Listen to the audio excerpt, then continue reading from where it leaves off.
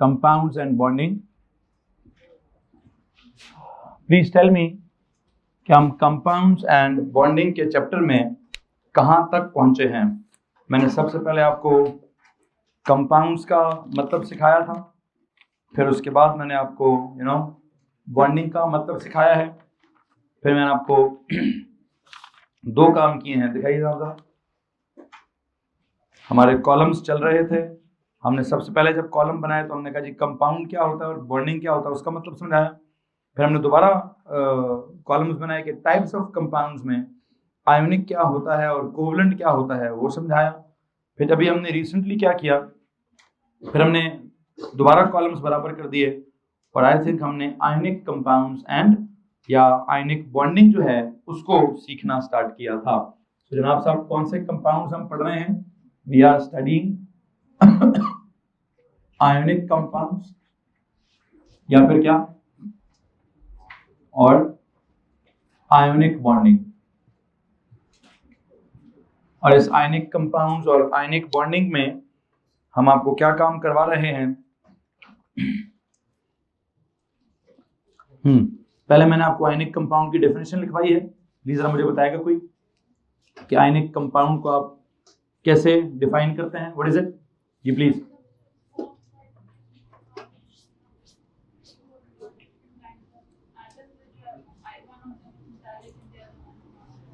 तो फिर पहले ही टू और मोर डिफरेंट टाइप्स कहने की क्या जरूरत है? उधर ही कहते हैं one of them is metal, the other is non metal. तो क्या होगा? It's a pure substance that is formed by the chemical reaction between a metallic element and a non metallic element.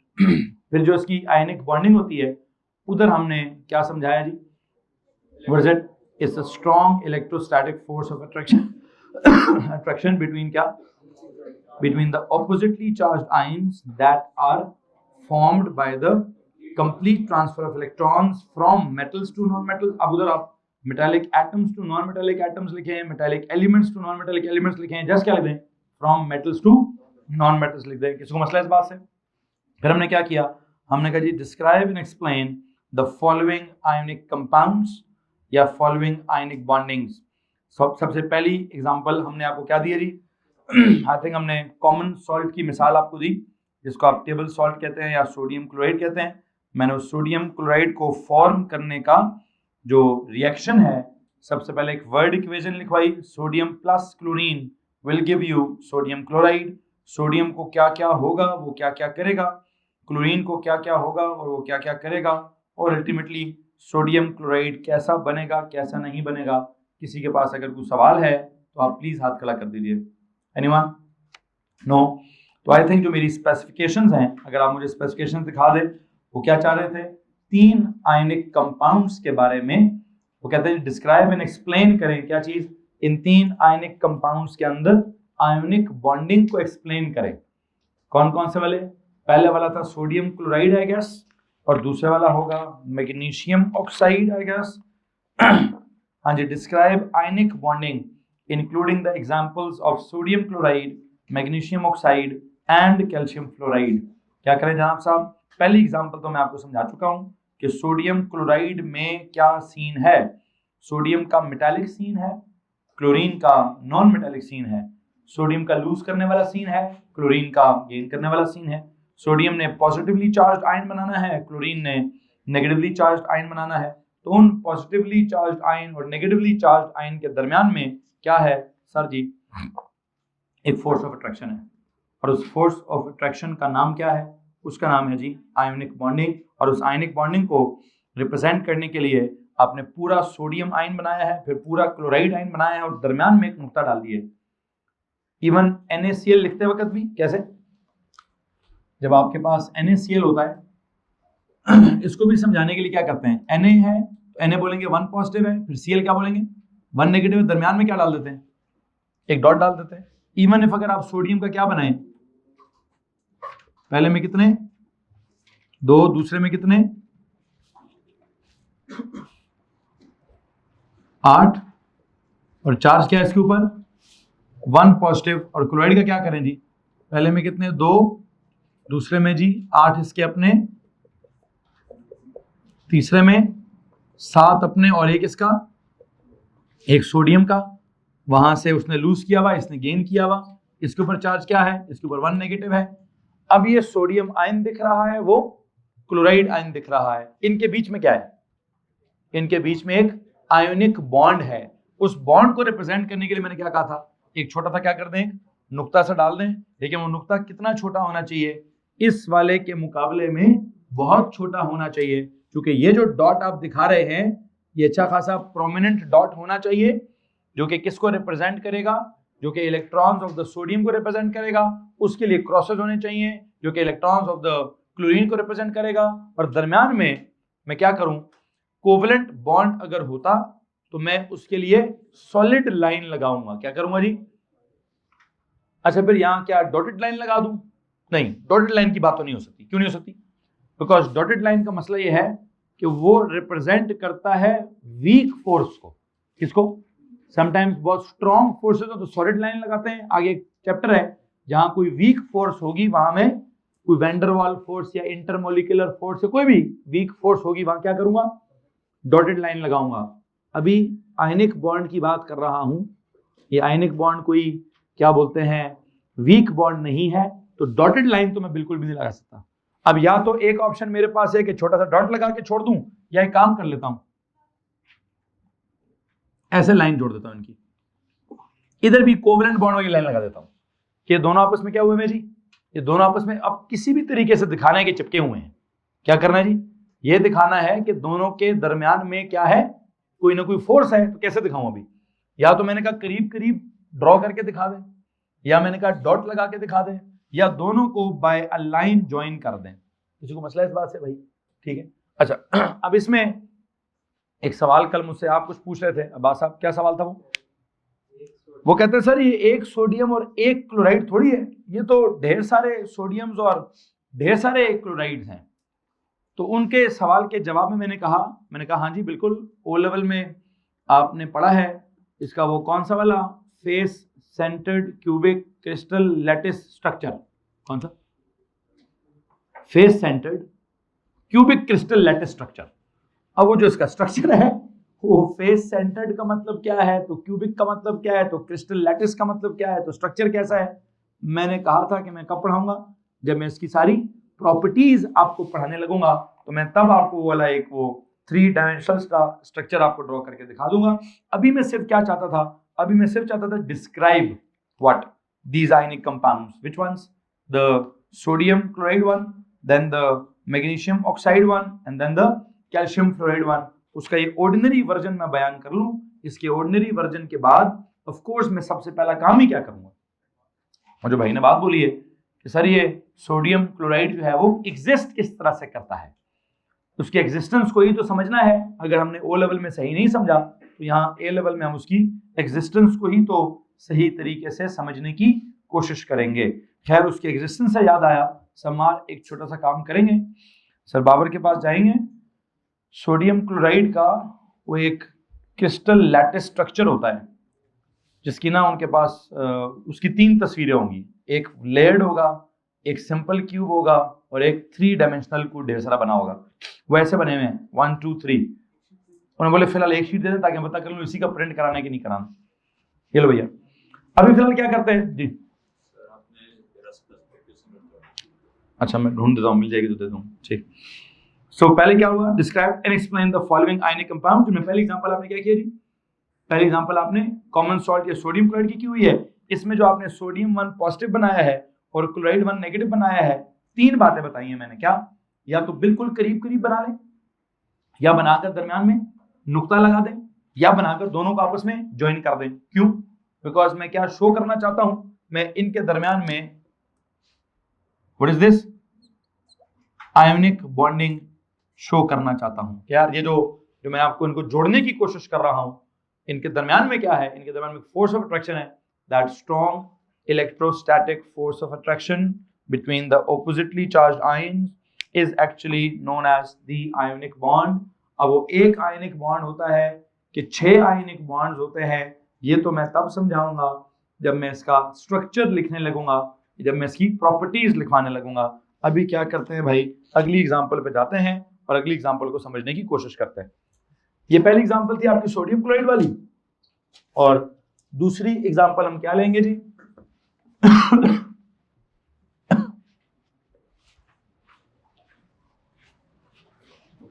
दूसरी एग्जांपल सुने जनाब साहब, example number 2।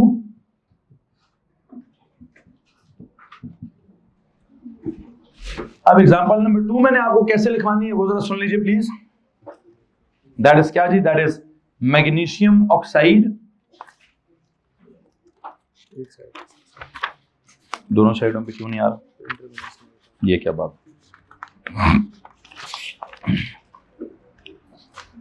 और ये वाला कलर डाल सकता है? मैं बोले सर कह रहे हैं ये मुझे कलर नहीं चाहिए, ये भी कलर नहीं चाहिए, यहां से ये भी कलर चाहिए, ये भी कलर चाहिए, ये भी कलर चाहिए, ये भी कलर चाहिए। ठीक है, देखें कलर वाला क्या फिनोमेना है। ठीक है, सुने जनाब, क्या बात हो रही? हाँ जी, अच्छा, एग्जांपल नंबर 2 की बात हो रही थी। दैट इज क्या? Magnesium oxide. अच्छा सुने जरा, अभी इस मैग्नीशियम ऑक्साइड को भी मैं वैसे ही समझाने की कोशिश करूंगा जैसे कि मैं आपको क्या बोलते हैं सोडियम क्लोराइड समझाने की कोशिश कर रहा था। कौन से एलिमेंट्स इन्वॉल्व हैं इसके अंदर? Magnesium and magnesium plus oxygen, word equation क्या बनती है? They will react to form magnesium क्या? ऑक्साइड। ये मैंने क्या बनाया जी? ये इस पूरी कहानी की वर्ड इक्वेशन है। ओके, अब मैग्नीशियम को पीरियोडिक टेबल में देखो तो कैसे है? Mg, ऊपर क्या लिखा है? 2+। पीरियोडिक टेबल में Mg पे 2+ लिखा है। पीरियोडिक टेबल में Mg के ऊपर 12 लिखा है और नीचे 24.3 लिखा है। सुनो भाई, प्लीज बातें बंद करिए जरा। क्या बात हो रही थी? मैग्नीशियम के ऊपर लिखा है 12, नीचे लिखा है क्या? 24.3 प्लस ऑक्सीजन के साथ ऊपर क्या लिखा है? 8, नीचे क्या लिखा है? 16.0। ठीक हो गया। अब इसका जो मैग्नीशियम का एटॉमिक नंबर है वो क्या है? 12। प्रोटॉन नंबर क्या है? 12। इलेक्ट्रॉन्स की तादाद क्या है? 12। तो इलेक्ट्रॉनिक कन्फिगरेशन क्या है? 2,8,2। ठीक हो गया जी। ऑक्सीजन का एटॉमिक नंबर क्या है? 8। प्रोटॉन नंबर क्या है? 8। इलेक्ट्रॉन नंबर क्या है? 8। तो कन्फिगरेशन क्या है? 2,6। नाउ इसकी वैलेंसी क्या है? What is its valency? Its valency is two, वैसे तो इसकी अगर आप शक्ल बनाना चाहते हैं तो आप इसकी कैसे शक्ल बनाएंगे? सर ये मैग्नीशियम का एटम में पहले में 2, दूसरे में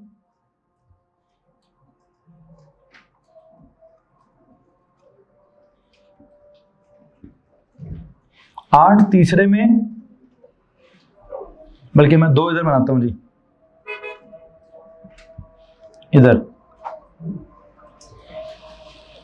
और ऑक्सीजन की अगर आप कहानी बनाएंगे तो ऑक्सीजन का क्या सीन है जी? पहले में 2 क्रॉसेस, दूसरे में 1, 2, 3, 4, 5, 6, ये 2 क्रॉस, 6 क्रॉस बना दिए मैंने। Now you know what is happening. इस मैग्नीशियम का क्या सीन है? इट्स वैलेंसी इज टू क्या? Its valency is to lose 2 electrons. इसकी क्या वैलेंसी है? Its valency is to gain 2 electrons. तो होगा क्या? सुने जरा गौर से भी। सर जी इस मैग्नीशियम की वैलेंसी क्या है? इन 2 इलेक्ट्रॉन्स को क्या कर देना? लूज कर देना। तो लिखिए जी, it's valency is to lose 2 electrons. Okay हो गया। On the other hand oxygen का क्या सीन है? उसके आउटर मोस्ट में 6 है, तो वो 6 को क्या बनाना चाहेगा? 8 बनाना चाहेगा। तो उसकी वैलेंसी क्या है? Its valency is to what? Is to gain 2 electrons. तो होगा क्या? सर ये वाले 2 इलेक्ट्रॉन्स हैं मैग्नीशियम के ये जो 2 इलेक्ट्रॉन्स हैं यहां से निकलेंगे और वहां पर जाएंगे, यहां से लूज हो जाएंगे और ये उस तरफ चले जाएंगे। और इस ट्रांसफर को क्या कहेंगे हम? कंप्लीट ट्रांसफर ऑफ क्या? क्या होगा जी? Sir ji complete transfer of electrons होगा। क्या होगा जी, कंप्लीट ट्रांसफर ऑफ इलेक्ट्रॉन्स होगा। यहां तक अगर किसी को परेशानी है तो प्लीज हाथ खड़ा कर दीजिए। और जब कंप्लीट ट्रांसफर हो जाएगा तो क्या बनेगा, क्या बनेगा जी, सर जी मैग्नीशियम का भी 2 पॉजिटिव का आयन बनेगा और ऑक्साइड का भी 2 नेगेटिव का आयन बनेगा। तो आई थिंक मैं इसके नीचे भी क्या लिखूंगा, और से मेरी बात सुनिए, मैग्नीशियम ऑक्साइड के अंदर जब एक कंपाउंड बनेगा तो दिस इज बेसिकली क्या, जब वो 2 लूज करेगा it will become Mg2 positive, और जब वो 2 गेन करेगा तो it will become O2 negative. यहां तक अगर किसी को परेशानी है तो प्लीज हाथ खड़ा कर दीजिए। और इस Mg2 पॉजिटिव और 2 नेगेटिव का अगर आप वो क्या होता है ओ लेवल वाला कॉन्सेप्ट क्रॉस बेस फार्मूला बनाएंगे तो क्या होगा, दोनों वैलेंसियां अगर क्या हो, अगर सेम हो तो फिर कैंसिल हो जाती हैं, या पहले ही कैंसिल कर देते हैं, या फिर कुछ लोग क्या करेंगे, इसका 2 इधर उसका 2 उधर, दे विल फर्स्ट राइट क्या Mg2 O2 and then they'll do क्या, and then they will say कि सर जी क्या कर देना चाहिए, दोनों को 2 और 2 को आपस में कैंसिल कर देना चाहिए और क्या बन जाना चाहिए, MgO बन जाना चाहिए। सो जो मैग्नीशियम ऑक्साइड का फार्मूला है, जैसे आपने सोडियम क्लोराइड का पढ़ा था, इट वाज सोडियम के ऊपर 1 पॉजिटिव, क्लोराइड के ऊपर भी 1 नेगेटिव, तो 1 पॉजिटिव 1 नेगेटिव तो क्रॉस बेस होता ही नहीं है, अगर होता भी हो तो 1 1 मतलब NaCl ही होता है। यहां पर भी आप पहले ही क्या कर लें कि सर 2 + 2 माइनस है तो क्या करने की जरूरत है, क्रॉस बेस करने की जरूरत ही नहीं, क्या नहीं भाई, क्रॉस बेस करने की क्यों जरूरत क्यों नहीं है, सर जी करके भी आपने काटना ही है तो ना भी करके क्या करना है। इसके लिए हम ओ लेवल्स में कहते थे अगर वैलेंसीज या ऑक्सीडेशन स्टेट्स सेम हो इग्नोर कर दें, कैंसिल कर दें या इग्नोर कर दें। तो अगर आप बीच वाला स्टेप नहीं लिखना चाहते या आप इस तरह से क्रॉस नहीं करना चाहते तो मुझे कोई प्रॉब्लम नहीं नहीं है। हाँ बस यहाँ एक नोट लिख दीजिए, if what, if the valencies या क्या oxidation states are same then what, then we cancel them, क्या करने के लिए, क्या करने के लिए, to make the formula, then we cancel them to make their formula. तो हमने उनको Mg2 प्लस और 2 माइनस का 2 प्लस और 2 माइनस कैंसिल कर दिया है और हम समझते हैं क्या फॉर्मूला है जी, MgO एक फॉर्मूला। तो मैग्नीशियम ऑक्साइड का क्या फॉर्मूला बन गया, MgO बन गया। अब MgO में आयंस कौन से हैं, ये वाले हैं, और अगर ज्यादा डिटेल सुनानी है तो ज्यादा डिटेल कौन सी वाली है सर, फिर पूरा बनाएं। Mg कैसा है, पहले में 2, दूसरे में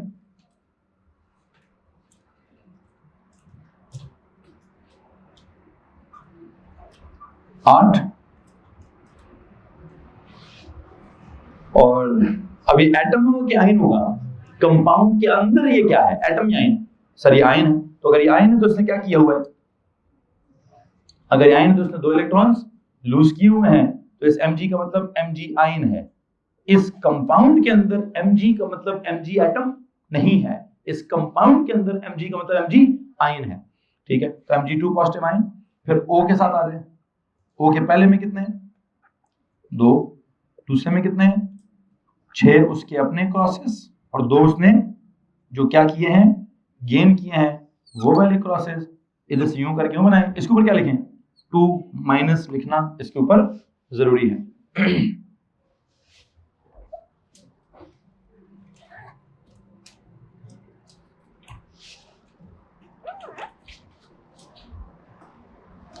हेलो जी, तो जो इसने 2 लूज किए थे वो उसके पास 2 चले गए, ये Mg2 पॉजिटिव हो गया, वो O2 नेगेटिव हो गया, तो इनके दरमियान में क्या पैदा हो गया, इनके दरमियान में सर जी एक या तो फुल स्टॉप लगा दें या फिर क्या करें, मतलब पहले ही करीब करीब बना लें या फुल स्टॉप लगा दें, दोनों के दरमियान में एक लाइन लगा दें कि इस पॉजिटिवली चार्ज आयन को उस नेगेटिवली चार्ज आयन ने आपस में अट्रैक्ट किया हुआ है, और इनके दरमियान में क्या है सर, इनके दरमियान में क्या चीज है जी, आयोनिक बॉन्डिंग है। फिलहाल तो मैं आपको एक एक एटम और एक एक आयन के हिसाब से समझा रहा हूं, जब मैं आगे जाके इसकी प्रॉपर्टीज लिखवाऊंगा तो यहां भी क्या मसला होगा, वो पूरे का पूरा face centred cubic crystal lattice draw करना पड़ेगा, जिसमें वो बच्चा कहता है सर जी एक कैटायन के इधर भी एनायन होगा, इसके इधर भी एनायन होगा, उसके ऊपर भी एनायन होगा, उसके नीचे भी एनायन होगा, उसके आगे भी एनायन होगा, उसके पीछे भी एनायन होगा। तो किसी भी कैटायन के इर्द गिर्द 6 एनायंस होंगे और किसी भी एनायन के इर्द गिर्द 6 कैटायंस होंगे। तो अल्टीमेट कहानी क्या होगी? ये 6 कैटायंस के इर्द गिर्द 6 एनायंस नहीं, एक कैटायन के इर्द गिर्द 6 एनायंस, एक एनायन के इर्द गिर्द 6 कैटायंस। तो अल्टीमेटली रेशो क्या बनेगी? 1:1 ही बनेगी। क्या बनेगा जनाब? जब रेशो 1:1 ही बनेगी तो सोडियम क्लोराइड का फॉर्मूला भी NaCl लिखेंगे और मैग्नीशियम ऑक्साइड का फॉर्मूला भी MgO लाइक 1:1 वाला ही लिखेंगे। खैर बहरहाल मैं अभी उस बात को माजरत के साथ वापस करना चाहता हूं, मैं वो 1:1 यहीं से समझाना चाहता हूं कि इसने 2 लूज किए, इसने 2 गेन किए। जब इसने 2 लूज किए और इसने 2 गेन किए तो क्या होगा? इसका एक एटम काफी है 2 इलेक्ट्रॉन्स लूज करने के लिए, और इसके एक एटम ने जो 2 इलेक्ट्रॉन्स लूज किए हैं वो इसका एक एटम ही क्या कर लेगा? गेन कर लेगा। हमें किसी के एटम्स की तादाद ज्यादा या किसी के एटम्स की तादाद कम करने की जरूरत नहीं है। 1 मैग्नीशियम का एटम इज इनफ क्या करने के लिए? 2 इलेक्ट्रॉन्स लूज करके अपनी वैलेंसी तो सेटिस्फाई करेगा, उसको 2 गेन करवा के उसकी वैलेंसी भी सेटिस्फाई कर देगा। तो 1 magnesium atom reacts with 1 oxygen atom to form 1 magnesium ion and 1 oxide ion that forms 1 formula unit of magnesium oxide। यहां तक अगर किसी के पास कोई सवाल है तो प्लीज हाथ खड़ा कर दीजिए। एनीवन? ओके जी, तीसरी मिसाल की तरफ जाएंगे जी। हल्का हुआ है, कटनी नहीं कलर्ड चाहिए, कलर्ड प्रिंटर नहीं काम कर रहा। अच्छा, इसको सर कुछ वाटरमार्क को कम किया। ठीक है।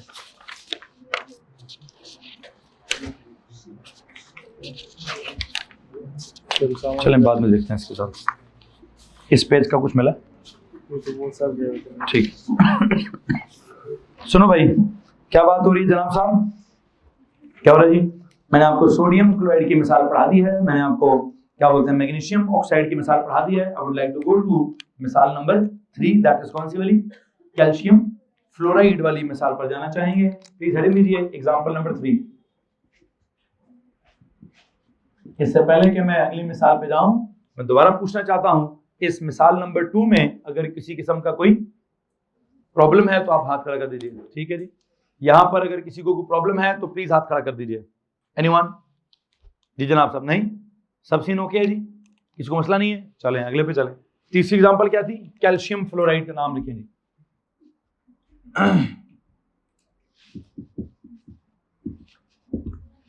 इसको भी मैं बिल्कुल वैसे ही लिखवाने की कोशिश करूंगा कि कैल्शियम फ्लोराइड जो है वो कहां से बनता है और कहां से नहीं बनता। प्लीज बताइए। पहला एलिमेंट है कैल्शियम, रिएक्ट करेगा किसके साथ? फ्लोरीन के साथ, एंड बनेगा क्या? कैल्शियम क्या? Calcium fluoride. ठीक हो गया जी। मुझे प्लीज बताएं कैल्शियम का पीरियोडिक टेबल में क्या सिंबल है? Ca। क्या इसके नंबर्स हैं? ऊपर का नंबर इज 20, नीचे का नंबर इज 40.1 है कि 0 है? 40.1। फ्लोरीन के साथ ऊपर क्या है? सिंबल इज F, ऊपर वाला नंबर इज 9, नीचे वाला 19.0। ठीक हो गया जी। आगे कैल्शियम फ्लोराइड तक अभी हम पहुंचते हैं कि कैल्शियम ने क्या करना है और फ्लोरीन ने क्या करना है। मुझे बताइए जनाब साहब, हम सबसे पहले क्या देखते होते हैं? कैल्शियम का क्या एटॉमिक नंबर क्या है? कैल्शियम का atomic number 20, proton number 20, electron number 20। तो ये इसका मतलब क्या है? इलेक्ट्रॉन्स हैं 20, तो कॉन्फ़िगरेशन क्या होगी? 2 8 8 और क्या 2। किसी को मसला इस बात से? एनीवन? ओके। फ्लोरीन का atomic number is 9, proton number is 9, electron number is also 9, तो उसकी कॉन्फ़िगरेशन क्या होगी? 2,7। बिल्कुल ठीक हो गया। इसका अगर आप क्या बनाना चाहते हैं? एटम बनाना चाहते हैं तो जरा वो देख लीजिए कि इसका एटम कैसा बनाएंगे कैल्शियम वाले का जी। पहले शेल में कितने? 2, दूसरे में कितने? 8, तीसरे में भी कितने? 8।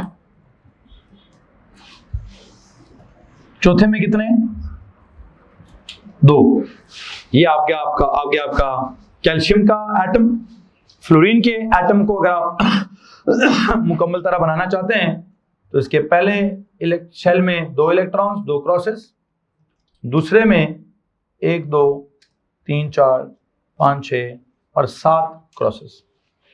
अब यहां जरा थोड़ा सा सुनने और समझने वाली बात है कि क्या सीन हो रहा है और क्या नहीं हो रहा। प्लीज बताइए, कैल्शियम की क्या वैलेंसी है? इसके वैलेंस में कितने हैं? तो what is its valency? Its valency is to lose कितने? 2 इलेक्ट्रॉन्स। ठीक हो गया जी। इसने इन 2 इलेक्ट्रॉन्स को लूज करना है, ठीक है। ऑन दी अदर हैंड जो आपका फ्लोरीन है, प्लीज टेल मी उसकी क्या वैलेंसी है? Its valency is to what? Is to gain कितने? 1 इलेक्ट्रॉन। इसने तो 1 इलेक्ट्रॉन गेन करना है। लो जी, तो अब एक छोटा सा रफड़ है। वो क्या रफड़ है कि जनाब साहब इधर ये कहता है मैं तो 2 लूज करूंगा, वो कहता है भाई मुझे तो 1 ही चाहिए। मुझे क्या चाहिए? मुझे तो 1 इलेक्ट्रॉन चाहिए। तो इसने जो 2 इलेक्ट्रॉन्स लूज करने हैं उसमें से दूसरा इलेक्ट्रॉन किधर जाएगा? हाँ, उस दूसरे इलेक्ट्रॉन को गेन करने के लिए एक और फ्लोरीन का एटम आ जाएगा। तो अगर कैल्शियम ने क्या करना है, बहुत गौर से सुनने वाली बात है। कैल्शियम वुड लाइक कि मैं कितने इलेक्ट्रॉन्स लूज करूं? मैं 2 इलेक्ट्रॉन्स लूज करूं। अगर इसने दोनों इलेक्ट्रॉन्स लूज करने हैं, उसको तो 1 चाहिए, उसको तो 1 चाहिए। तो दूसरा किधर जाएगा फिर? एक और फ्लोरीन का क्या आना चाहिए? एक और फ्लोरीन का एटम आएगा। तो ये इलेक्ट्रॉन उसके पास चला जाएगा। किसके पास जनाब साहब? फ्लोरीन का। यहां पर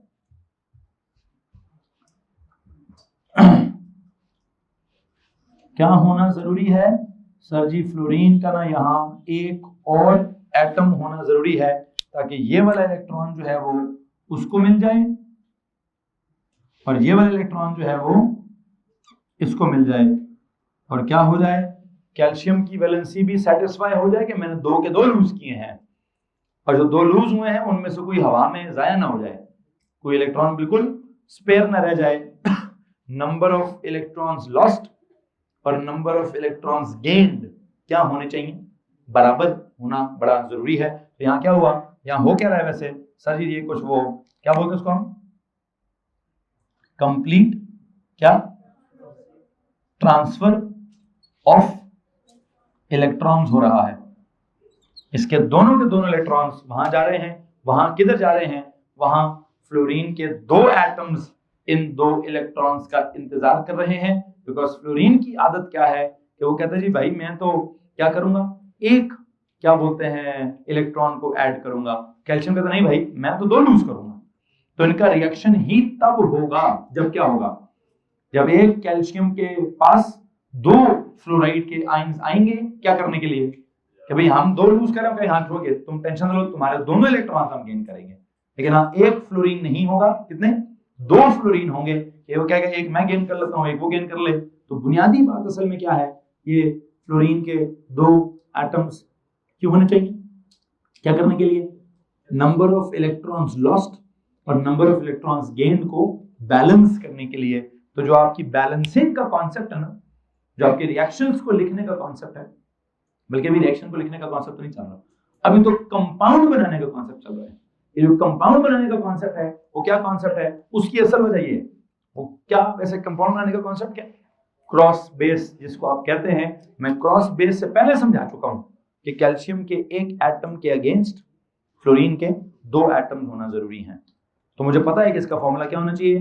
कैल्शियम CaF2 होना चाहिए। क्यों?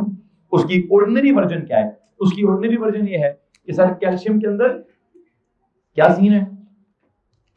कैल्शियम के अंदर Ca2 पॉजिटिव वाला आयन है, फ्लोराइड का मतलब F1 नेगेटिव वाला आयन है। और हाँ, यहां तो ऑक्सीडेशन स्टेट्स या वैलेंसीज वो तो कंफर्म डिफरेंट है। तो उनका क्या होना जरूरी है? उनका क्या कहते हैं? क्रॉस बेस होना बड़ा जरूरी है। तो जब आप उनको उसका क्रॉस बेस करते हैं, what do you get? Ca F2, और ये यहां से नहीं, यहां से भी पता चल चुका है। अब ओ लेवल में हम काम छुड़ाने के लिए, जान छुड़ाने के लिए क्या पढ़ाते हैं? ये पढ़ाते हैं क्रॉस बेस। क्या वो बताने न पड़े कि असल में क्या था? एक कैल्शियम था, 2 इलेक्ट्रॉन लूज करना चाहता था, उसके सामने फ्लोरीन आ गया, उनका एक एटम 1 इलेक्ट्रॉन गेन करना चाहता है, तो दूसरे इलेक्ट्रॉन को गेन करने के लिए क्या करना पड़ेगा? एक और फ्लोरीन के एटम को आना पड़ेगा, वो दूसरा इलेक्ट्रॉन गेन करेगा। तो एक कैल्शियम के साथ कितने फ्लोरीन जुड़ेंगे? 2 फ्लोरीन जुड़ेंगे, ताकि क्या हो सके, ताकि जो फार्मूला बनाने का कॉन्सेप्ट है वो मुकम्मल हो सके। कौन सा? Number of electrons lost is equal to the number of electrons gained. क्या इस बात में किसी को प्रॉब्लम है? आई वुड वांट कि ये जुमला मैं पेज के हेडर पे लिखवाऊं, ठीक है? इसको पेज के हेडर पे लिखें, और लिखेंगे कैसे?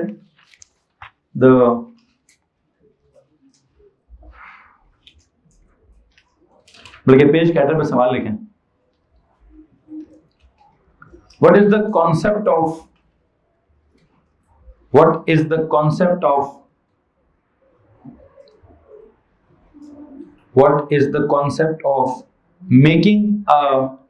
making the formula of a compound? What is the concept of making the formula of a compound? Underline the word concept, underline the word formula, underline the word compound. तो किसी भी compound का formula बनाने का क्या concept है, उस concept का ऑर्डिनरी वर्जन क्या है, जिसको कहते हैं क्रॉस बेस कॉन्सेप्ट, और उस कॉन्सेप्ट का एडवांस्ड वर्जन क्या है, नंबर ऑफ इलेक्ट्रॉन्स लॉस्ट और नंबर ऑफ इलेक्ट्रॉन्स गेन्ड वाला कॉन्सेप्ट। तो आप दोनों चीजें लिख दीजिए। आप पेज के हेडर पे सबसे पहले लिखें cross base concept, cross base concept. Page के हेडर पे क्या लिखेंगे? क्रॉस बेस कॉन्सेप्ट, या फिर उसी के साथ क्या लिखिए? असल कॉन्सेप्ट है नंबर ऑफ इलेक्ट्रॉन्स क्या lost, they must be equal to क्या? Number of electrons gain. This is the concept of making the formula of an ionic compound. एक काम करिए, कौन से कंपाउंड की बात कर रहा हूं मैं? आयनिक वाले कंपाउंड की बात कर रहा हूं कि जितने इसने लूज किए उतने उसने गेन किए। तो देखिए ना, अगर मैं कहूं कि कोई हमारे पास मेटल है, वो x इलेक्ट्रॉन्स लूज करता है, और कोई हमारे पास नॉन मेटल है, वो y इलेक्ट्रॉन गेन करता है, तो क्या करना पड़ेगा? इनको बैलेंस कैसे करना पड़ेगा? इनको बैलेंस करने के लिए आप y इधर लिख देते हैं, x इधर लिख देते हैं, क्या बन जाता है? ये क्या बन जाता है? MyN। इसका जरा मतलब बताएंगे?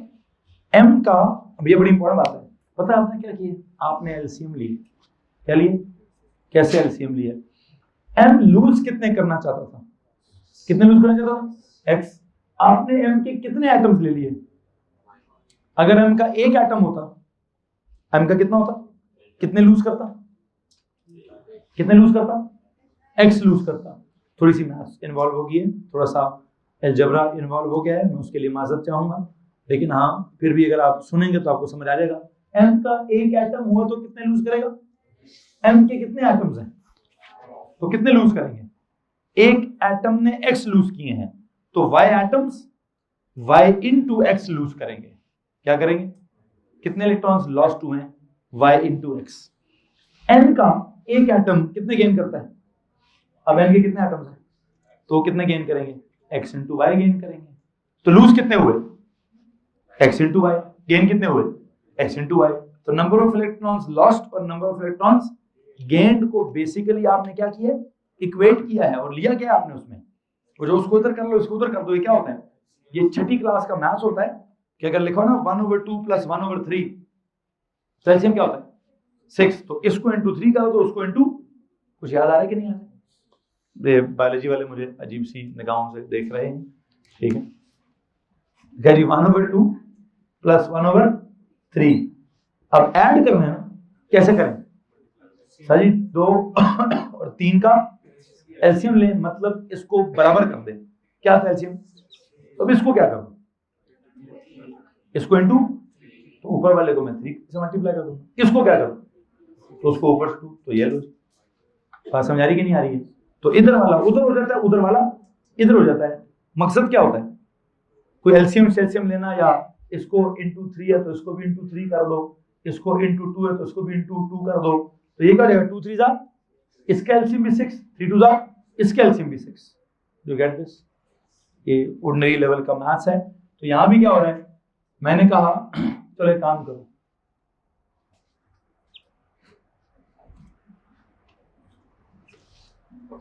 क्या करो, M3N, इसका क्या मतलब है, M का एक एटम था तो कितने लूज करता था, कितने, 2 लूज करता। M के कितने एटम्स आ गए, 3, तो कितने लूज होंगे, 6 इलेक्ट्रॉन्स लूज होंगे। कितने होंगे, N का एक एटम था तो कितने गेन करता था, 3।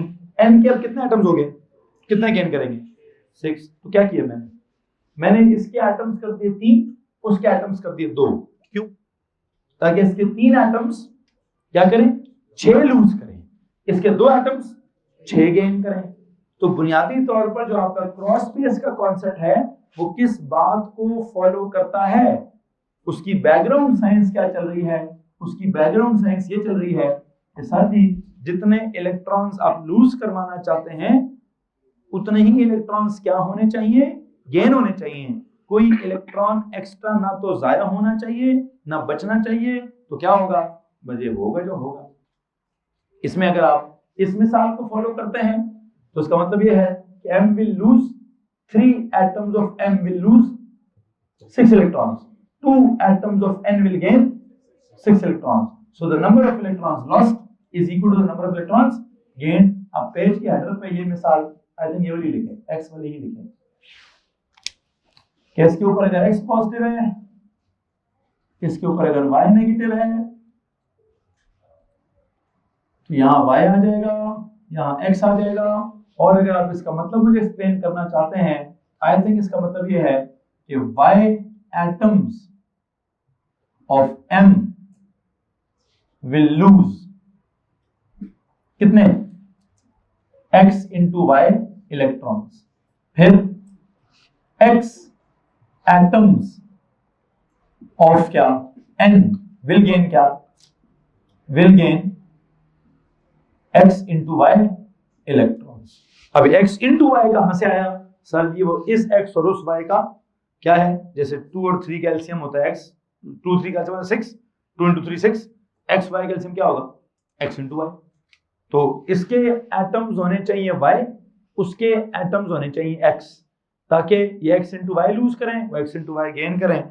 x into y करके समझ आता है तो ठीक है, नहीं समझ आता तो ये x y वाली एग्जांपल लिखें ही ना, क्या करें, x y वाली एग्जांपल लिखें ही ना, सिंपल ऊपर क्या लिख दें कि सवाल क्या था, what is the concept of making the formula of an ionic compound, it is cross base concept, and cross base concept के अंदर की साइंस क्या है, the number of electrons lost is equal to the number of electrons gained। और उसकी example मैंने आपको क्या दे दी है, कॉन्सेप्ट का नाम क्या रखा है, कॉन्सेप्ट का नाम है cross base concept, cross base concept. और उसकी जो कहानी है उस कहानी का